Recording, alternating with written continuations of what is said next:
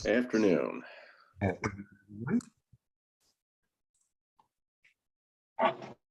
to go? Oh, We're good to go. now we're good to go.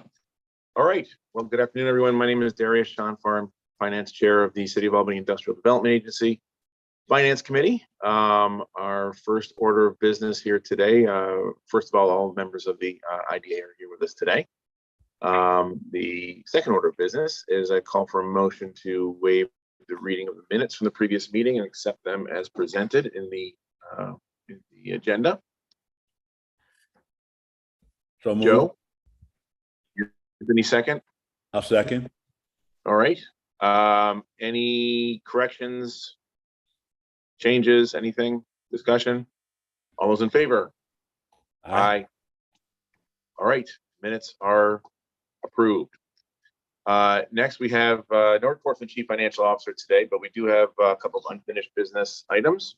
First one being Mann Realty LLC, a refurbishment of an office building on the corner of State Street and Swan Street, South Swan, in the city of Albany.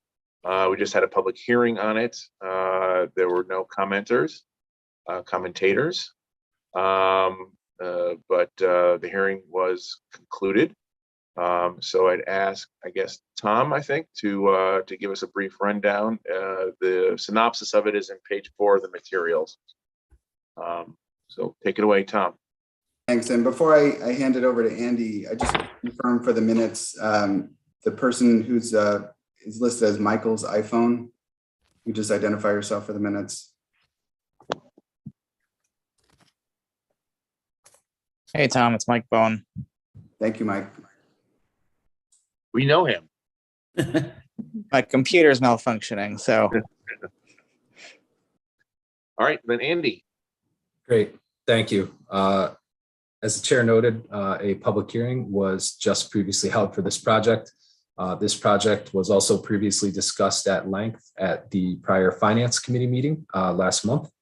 And of note, representatives of the project are here with us today to answer any questions that may be out there. I will go through a quick recap of the project synopsis, followed by a run through of our project and evaluation assistance framework scoring. The proposed project is the redevelopment of an underutilized approximate 44,000 square foot, 4-story building into an apartment complex containing approximately 61 market rate residential units and approximately 1,000 square feet of commercial retail space. Looking at the revenue gains to the taxing jurisdictions, the status quo taxes over the course of the requested finance period equal just shy of $900,000. The projected pilot payments over that same period equate to $1.3 million for a net benefit of over $400,000 to the taxing jurisdictions. In terms of property value, the current assessed value is $1.325 million. That is anticipated to increase at completion of the project to just over $5 million for a net increase of $3.76 million. This is a total estimated investment of just shy of $9 million.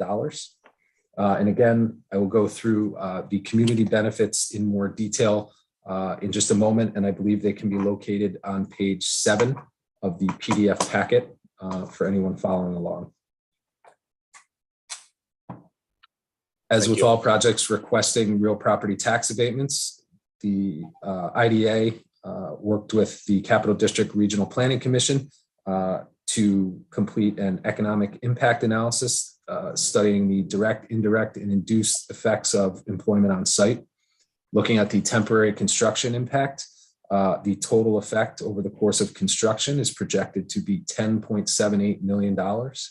And looking at the permanent operations impact from the estimated full-time employees on site, the total effect is estimated to be just shy of $1.1 million. The employment impact, as we just noted, consists of a projected 4 permanent full-time employees on site and a projected 165 construction jobs.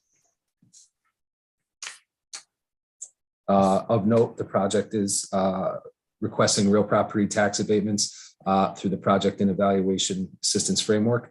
and there is no deviation requested.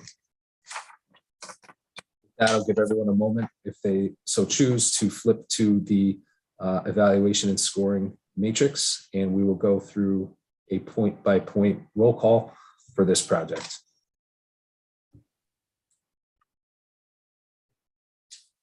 Under the revitalization category, the project receives 1 point for being located within a historic district. For identified growth area, project receives a point for being a conversion to residential. Project also receives 1 point for being in an existing cluster, which is government. As we just stated, job creation, the project projects to create 4 full-time permanent jobs, which is a point, and receives 3 cumulative points for expecting to create 165 construction jobs on site. For investment, project receives 1 point. It is an $8.9 million investment. And to round out the 10 points needed for the real property tax abatements requested under community commitment, the project has committed to reserving 10% of the residential units for low-income households. That is under the category of inclusionary housing. And for the 10th and final point, the project is committing to utilizing 90% or greater regional labor on site during the construction period. Of note, we have also disseminated to the board the staff financial analysis of the project, both last month and prior to this meeting as well. And unless there's any further questions, I'll turn it back over to the chair. Any issues, questions? I think we just, we already just heard from the developer, and we've heard from them in the previous meeting. Is there anything, Ron, you want to add to the discussion here? I think we may have lost Ron, but we do have Schnorr on the phone. Okay. That's all right too. Does anything developers wanted to? No, just happy to be working with you guys, and thanks for all the effort. I don't have anything to add at this time. Okay. For people who are following along, page 46 has a deeper breakdown of the pilot, the projected payments for the city. Page 46 is the materials. Does anybody have any further questions or anything before we move forward with a motion? All right. I'll only say, for myself, I like infill development, and I like, when we are doing adaptive reuse of existing buildings. I think it's good for our city, good for the economy, and having more people downtown is always a good thing, especially when the taxing jurisdictions get some more money off it over the next 12 years. I guess I would ask for a motion from the floor for to send this project for approvals to the board as a whole. So moved. Anthony, second. Second. All right. I think that was Joe. Yep. If there are any last chance for any questions or points of discussion? All right. All those in favor? Aye. Aye. Aye. All right. We'll see you next week. All right. The next order of business. Thanks, everybody. Thank you. It's RFP for real estate market analyses.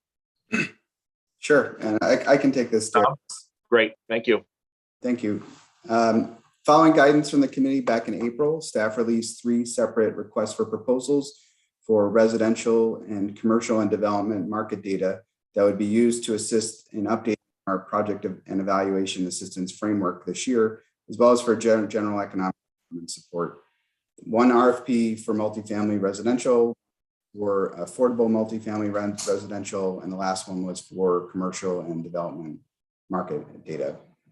Following a procurement process, which we have detailed for the committee, staff are recommending the selection of Zimmerman Volk to conduct the multifamily residential study, which would include an analysis of the housing market at certain AMI levels for 30,500 and CBRE to conduct the commercial and development market study for 49,250. Zimmerman Volk Associates has extensive experience conducting residential market studies across the country and has direct experience conducting market studies in Albany. They were one of 3 respondents and had the lowest price, which was a factor in the overall selection criteria that was outlined in the RFP. CBRE is an international real estate firm with extensive experience in the capital region that performs real estate development advisory services, development sales, and leases. And the firm is uniquely positioned to have access to proprietary market information, which will be helpful in analyzing the overall market conditions and projections for Albany. Of note, we did not get a response to the affordable housing market study. However, in speaking with potential respondents, one of the reasons is that it was felt that there would be significant time and cost savings to conduct the study after the multifamily residential projections were complete. And as I noted earlier, Zimmerman Volk proactively offered to include an analysis at certain AMI levels as part of their scope at no additional cost. Funding for this procurement was budgeted in the 2022 budget for strategic activities, and if approved this month, it is expected that the results would be available by the October board meeting. Perfect. Thank you. So everyone knows, if you haven't reviewed the materials, and I'm sure you have, but they were provided separately. They're not public information, but I had an opportunity to review them, as I'm sure everyone else did. Some of the information provided in the CBRE materials I thought was kind of surprising for me, in a good way, of where we are at in the market in Albany with office space. I thought we had far more office vacancies than we seem to have right now. I think part of that is the conversion of so many buildings to apartments, but we'll be looking more into that, and they will too. Any questions or anything that anyone wants to add to any of this? All right, then I think that I would be asking for a motion to accept the recommendations of Zimmerman Volk and CBRE in response to the RFPs as presented to us. We have a motion? I'll make the motion. Liz? Second. Lee? Any more discussion? Questions? All those in favor? Aye. Aye. So we'll see this on the docket for next week. All right. New business, as we do annually, we review our finance committee charter. It is towards the end of our materials, page 50. I have reviewed our charter and I find it to be entirely adequate. So Sarah, do you want to take us through a little bit of this, or is this Tom? Sure, we can. We are proposing no changes at this time. Council is not proposing any changes as well. So it would just be consistent with previously. As with all committee charters, it does go through the duties of the finance committee as well as the composition and meetings, and then really sets the framework for investments and procurements in particular throughout that document. And again, no changes proposed. We also find it thoroughly adequate. So we have duly reviewed the adequacy of our charter. We find it to be completely and thoroughly adequate. We don't need to take a motion on this. Just the minutes that the minutes reflect that we have reviewed the adequacy of our charter. All right. Next order of business is their agency update. Sarah. Sure, just a couple of quick things today. We are continuing to work with the council and the city on the council's proposed inclusionary zoning procedures. And so we've been working through a sensitivity analysis of previous projects, as well as looking at averages and potential projects to review the impacts of that. And that's been a collaborative effort with the city and with the council member who's proposing that legislation. I do believe that will be the subject of an upcoming Economic Development Planning and Land Use Committee meeting that has yet to be scheduled. So as we have additional detail there, we'll be coming back to the committee. Again, we're going to be focusing with the committee specifically on anything that would have direct implications on projects coming through the Industrial Development Agency, as well as our review and provided assistance, determining whether any proposed changes may change the need for financial assistance provided by this body. That will also definitely come into play as we look to update the project evaluation and assistance framework as well. So we'll keep you posted there. I don't have any update on the solicitation for additional board members. I don't believe that that solicitation has gone out yet, and I'll be asking again about that. Hopefully that is upcoming soon, bless you, so that we can fill out our ranks here. And I am, I think, equal parts happy and sad to report that this will be our last series of remote meetings. This will be our last finance committee meeting done remotely. The same will go through for the other committee meetings we have on the docket today. That legislation does run out today, and at governance, you'll see the proposed remote meetings policy that we'll discuss there. That's it for me on agency update. How about compliance? No compliance update today. Thank you. All right. Well, having no further business, I guess I would ask for a motion to adjourn. Move to adjourn. Tony? All those in favor? Aye. Aye. All right. So are we going to the CRC meeting or to the governance committee meeting next? It'll be the IDA Governance Committee meeting. Okay.